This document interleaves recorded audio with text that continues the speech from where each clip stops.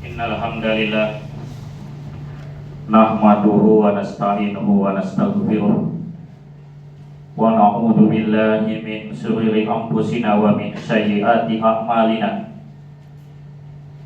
May yahdihillahu fala mudhillalah wa may yudlil fala hadiyalah.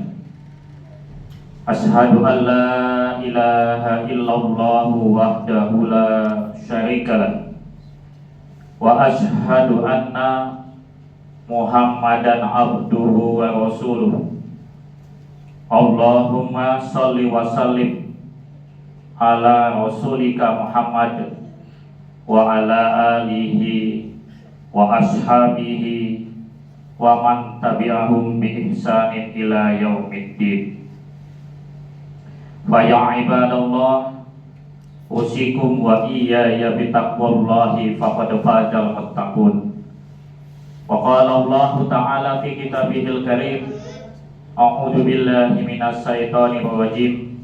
Ya ayyuhalladzina amanu taqullaha haqqa tuqatih wa la tamutunna illa wa antum muslimun. Shadaqallahul adzim.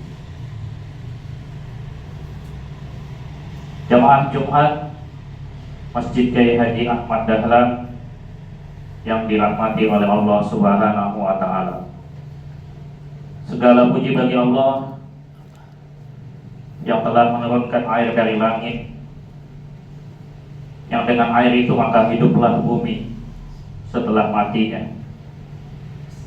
Tumbuhan dapat menyerap nutrisi yang terkandung dalam tanah. Hewan mengambil minum dari sungai, danau, dan setiap genangan air yang sejuk dan segar.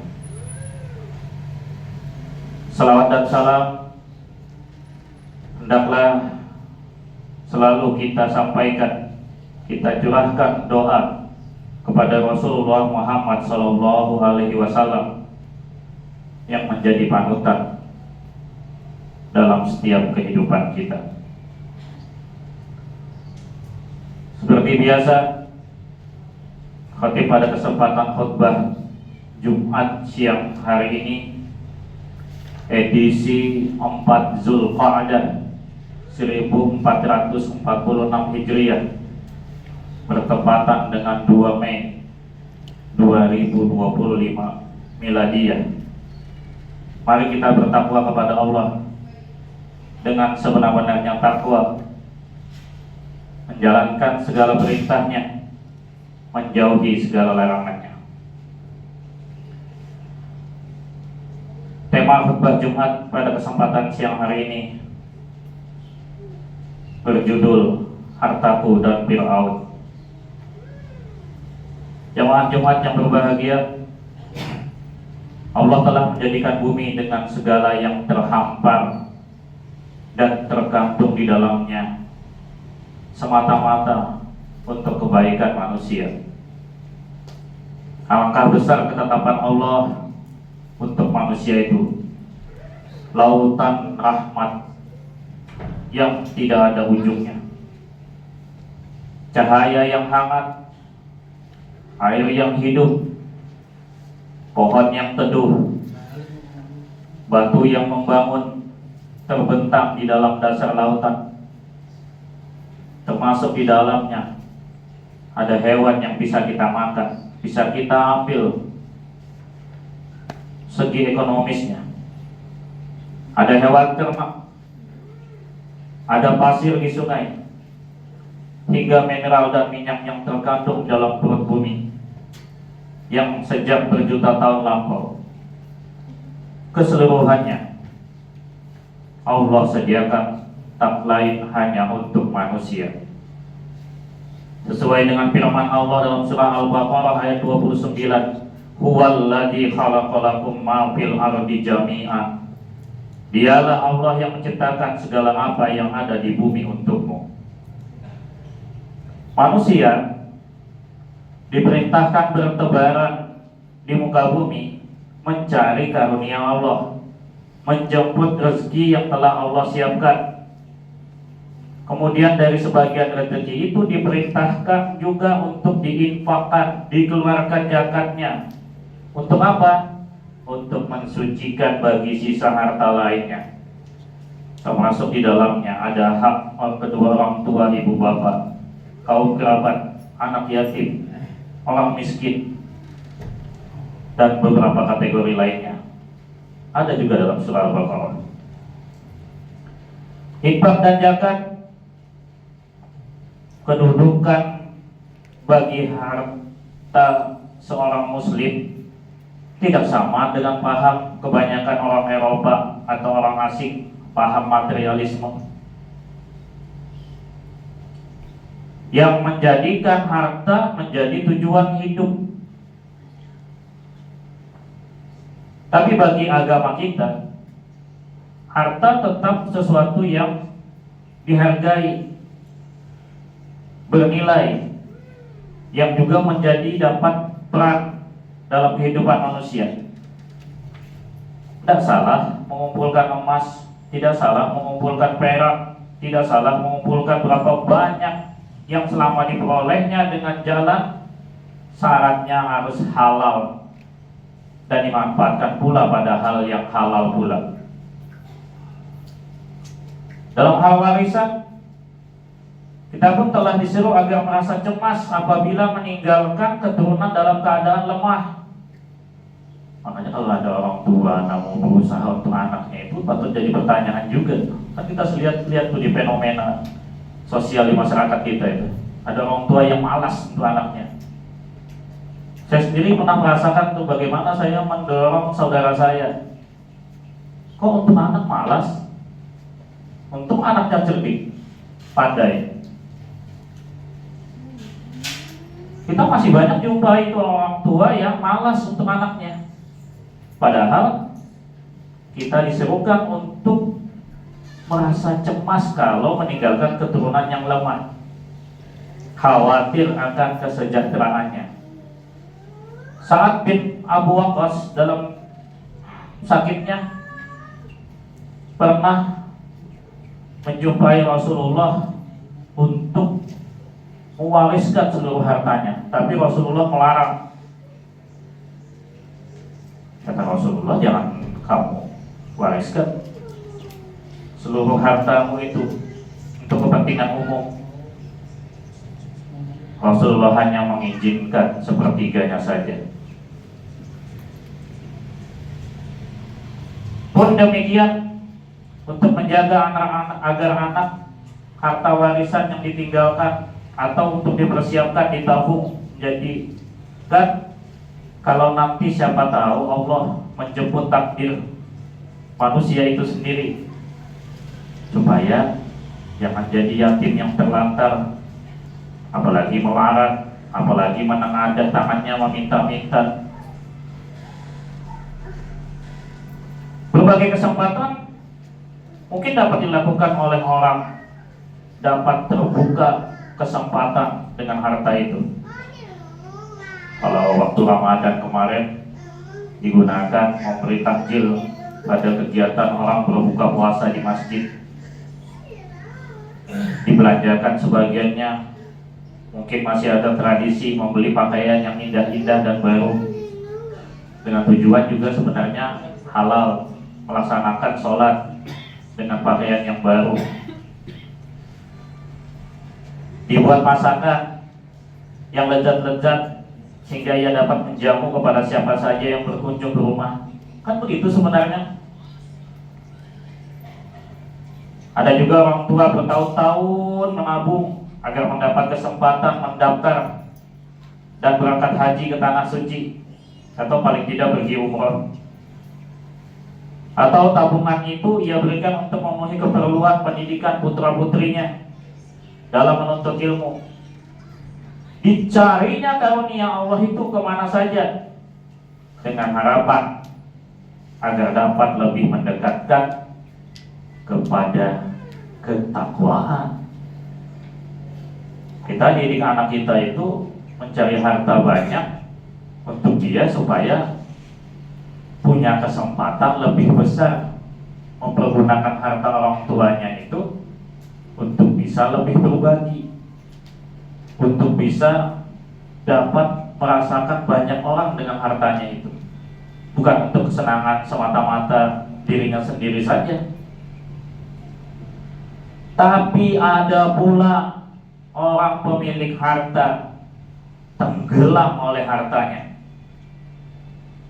Saat harta sudah dijadikan sebagai Tuhannya, terlebih lagi menjadikan dirinya dengan harta itu lebih di atas Tuhan karena luas harta dan kuasa yang ia miliki. Banyak orang seperti itu.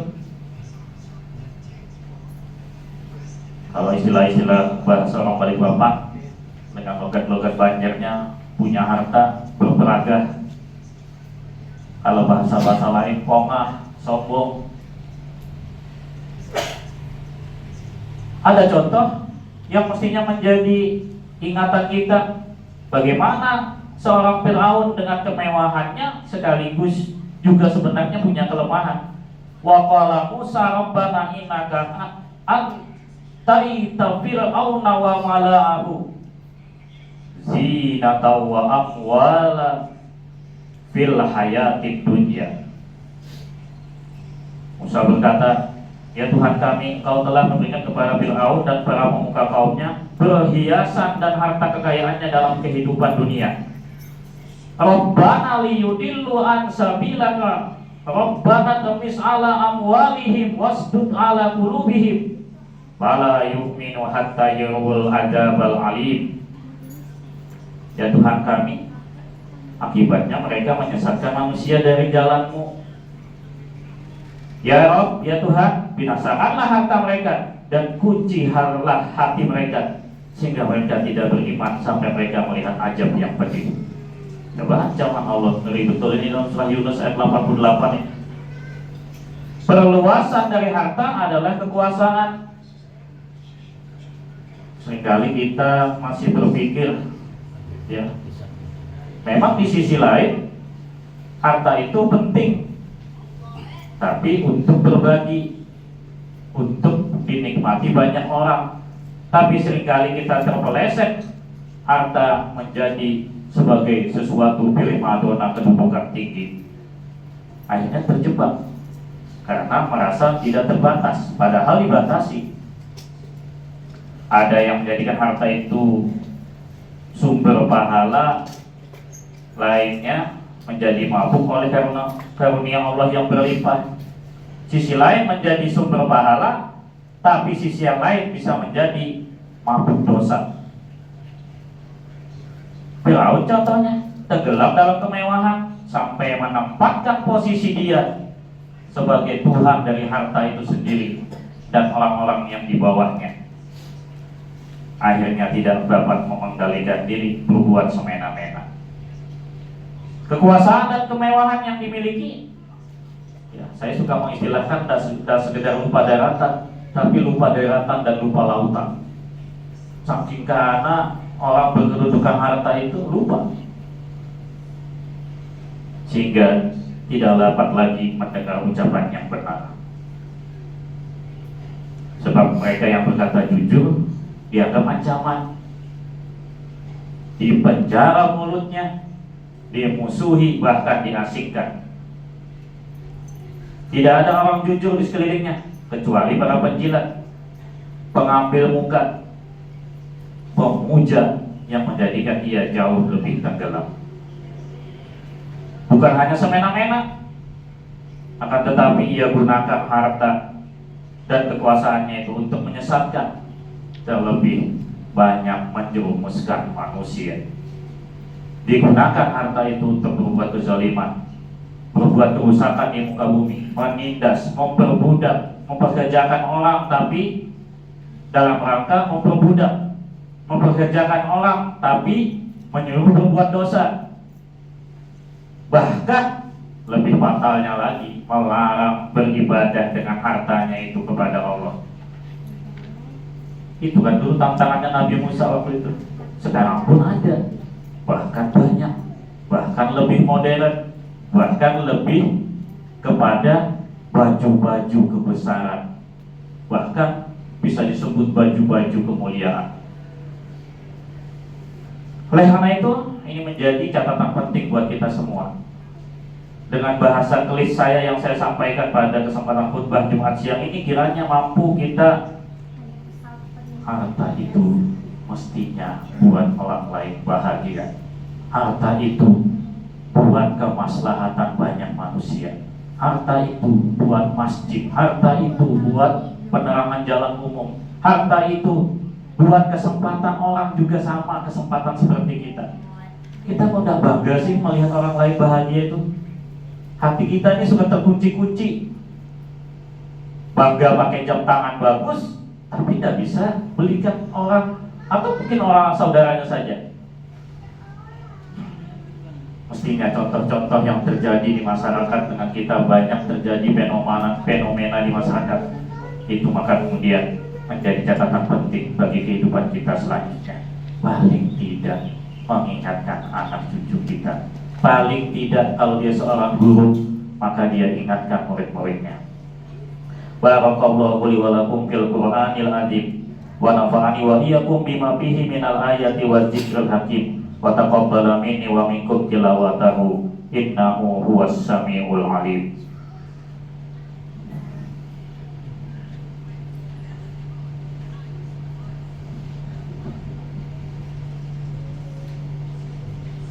Alhamdulillahi rabbil alamin wa bihi nasta'inu ala umurid dunya waddin. Ashhadu an la ilaha illallah wahdahu la syarikalah wa ashhadu anna Muhammadan abduhu wa rasuluh.